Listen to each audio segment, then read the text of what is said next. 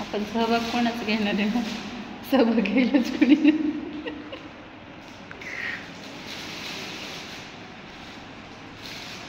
थोडं डार्क काढायचं म्हणजे दिसेल ते, कारण व्हिडिओत दिसत नाही आहे ना.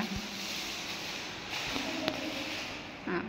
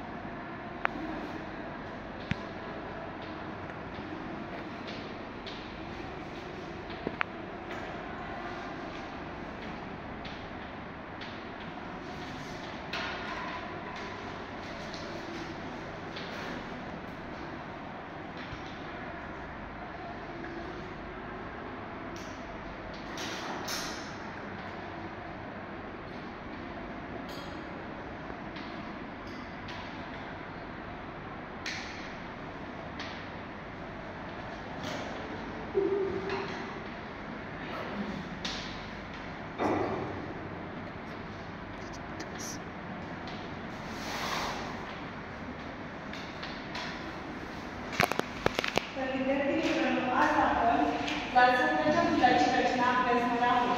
तर ही जास्वंदाच्या फुलाची आकृती आहे आणि हे बघा आपण हे जास्वंदाचे फुल आहे, याच्यावरून जास्वंदाच्या फुलाची रचना बघणार आहोत. तर हे बघ, ह्याच्यामध्ये हे जे दिसतंय ना आपल्याला, तर ह्या फुलाच्या पाकळ्या आहेत आणि जेव्हा फुल आहे ना कळी अवस्थेत असतं ना, तेव्हा ह्या हिरव्या रंगाच्या भागामध्ये त्या पाकळ्या असतात. तर त्या भागाला काय म्हणतो आपण, निदर्पुंज. आणि जो हा आहे ना,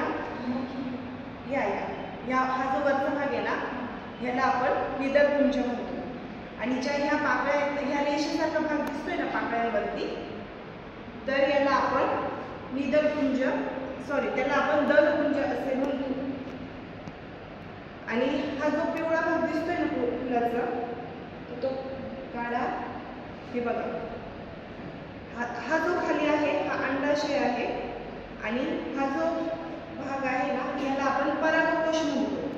तर हा परागकोश म्हणजे फुलाचा पुल्लिंगी भाग. तर आपल्याला परीक्षेत प्रश्न असतो की पुमंग म्हणजे काय, तर याला आपण पुमंग पण म्हणतो. तर पुमंग म्हणजे ह्या फुलाचा हा जो पिवळ्या रंगाचा भाग आहे, पुल्लिंगी भाग, त्याला पुमंग असं म्हणतात. आणि ह्या वरती जे छोटे दिसते ना, हे बघा, हे दिसते सगळ्यांना, तर हा आहे, याला आपण कुक्षी म्हणतो. कुक्षी म्हणजे जाळे आहे आणि फुलाचा स्त्रीलिंगी भाग, तर याला आपण म्हणतो पुमंग, याला आपण म्हणतो जायांग. आणि हे आपलं आहे निदर्पुंज. हा रेषेसारखा जो भाग आहे त्याला आपण म्हणतो दलपुंज. आणि ह्या आहेत फुलाच्या पाकळ्या. समजलं? अशा प्रकारे आपण जास्वंदाच्या फुलाची रचना अभ्यासली आहे. समजलो? पुमंग कुठला आहे? वरचं काय आहे? जायंग म्हणजे फुलाचा स्त्रीलिंगी भाग आणि दलपुंज. ओके, बरोबर आहे.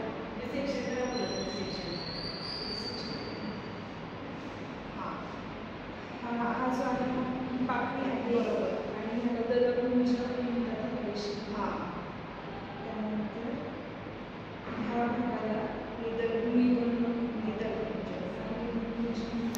हा पुमंग आहे, हा पुल्लिंगी भाग आहे.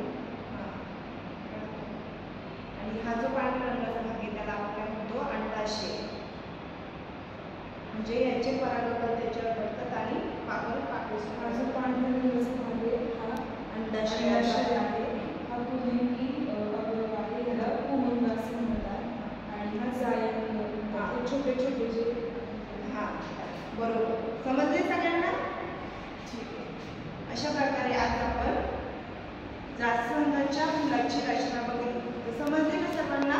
हो.